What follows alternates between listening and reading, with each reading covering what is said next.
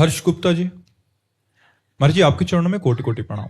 महाराज जी, भोरी सखी जी के द्वारा बोली गई ये पंक्ति, हूं तो नीच सवन नीचन में, अब तुम ही आन धरोरी, कब हूं तो श्री लाडली ऐसी कृपा करोरी। महाराज जी मुझे विचलित कर देते, क्योंकि इतने बड़े महान संत के इतने द्रवित भाव, महाराज जी हम जैसे नीच तो। देखो, जब भक्ति रंग लाती है, अहंकार नष्ट हो जाता है, तो सब में महानता दिखाई देती है और अपने में नीचता दिखाई देती है।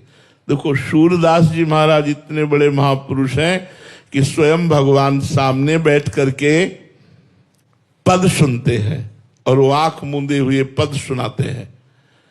वाह वाह, स्वयं भगवान करते हैं, बाबा और सुनाओ। फिर उनकी लीला के रस भरे पद सुनाते हैं। वह सूरदास जी महाराज कह रहे हैं, मौसम कौन कुटिल खल कामी, जिन मुख को तन दियो ताको न भजन कियो, ऐसो नमक हरामी। मौसम कौन कुटिल खल कामी। जो महापुरुष जन हैं उनमें ऐसी दैन्यता जागृत हो जाती है कि वो अपने को सबसे अधम नीच मानते हैं और सब में भगवान का स्वरूप मानते हैं। ये भक्ति का रंग है ही ऐसा। अगर अपने में गुण हो और दूसरे में दोष दर्शन, तो वो संसारी पुरुष है, वो भक्त नहीं। अपने में दोष दर्शन, दूसरे में गुणों का दर्शन, ये भक्त का लक्षण है। इसलिए भक्ति का रंग ही है, तृणादपि सुनीचेन तरोरियु सहिष्णुना, अमानिना मान देन कीर्तनिया सदा हरि। अपने को तृण से नीच समझना और सबको सम्मान देना, वृक्ष के समान सहनशील होना, किंचन मात्र भी सम्मान ना चाहना, निरंतर भगवान का सुमिरन करना, ये सब भक्त में आ जाता है। जो ईमानदारी से सच्चाई से भगवान का भजन करते हैं उनके हृदय में ऐसा ही होता है। सोचो, दंडकारण्य के समस्त ब्रह्म ऋषियों का त्याग करके भगवान सबरी माता के पास जाते हैं। इतनी तो महान भाव वाली है। भगवान उनके द्वारा चखे हुए बेरों को स्वयं पाते हैं। भगवान नवधा भक्ति की स्तुति सबरी जी की करते हैं और सबरी जी अपने मुख से, जिनके सामने ब्रह्मराम बैठे हुए हैं, क्या कह रहे हैं? अधम ते अधम, अधम अति नारी, तीन माह में मति मंद अघारी। हे पापों का नाश करने वाले प्रभु, मैं अधम से अधम, प्रभु मैं अधम हूं। आप सोचो, जिनके सामने भगवान बैठे वो अधम कैसे हो सकता है? तो महापुरुष है।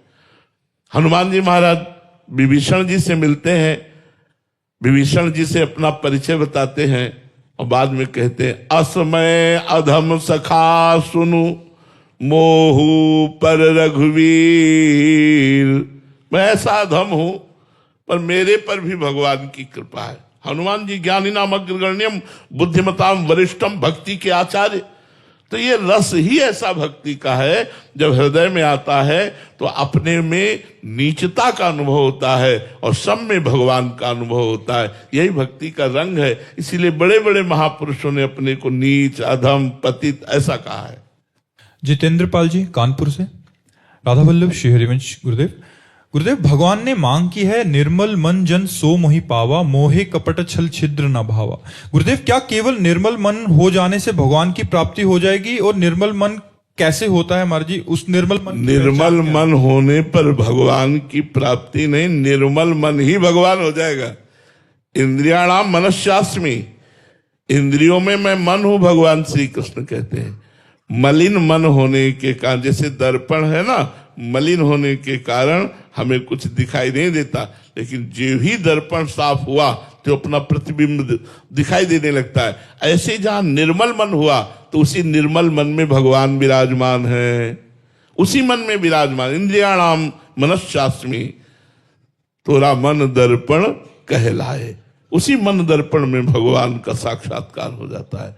और मन निर्मल करने के सांख्य योग, कर्मयोग, भक्ति योग, अष्टांग योग, ये सब साधन है।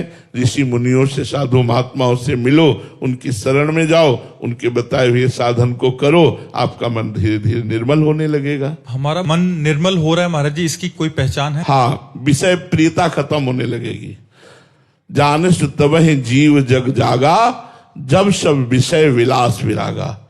हमारे ऊपर सत्संग का प्रभाव पड़ रहा है, हमें विषय प्रियता अच्छी न लगे, मान सम्मान अच्छा न लगे, भीड़ जय जयकार ये सब अच्छी न लगे, एकांत में बैठ कर के कोई मुझे जाने ना, मैं राधा राधा रटूं और प्रभु के लिए रोऊं, बस ऐसा जीवन व्यतीत करने की जब इच्छा होने लगे तो जान लो भगवान की विशेष कृपा हो गई, गुरुदेव की विशेष कृपा हो गई।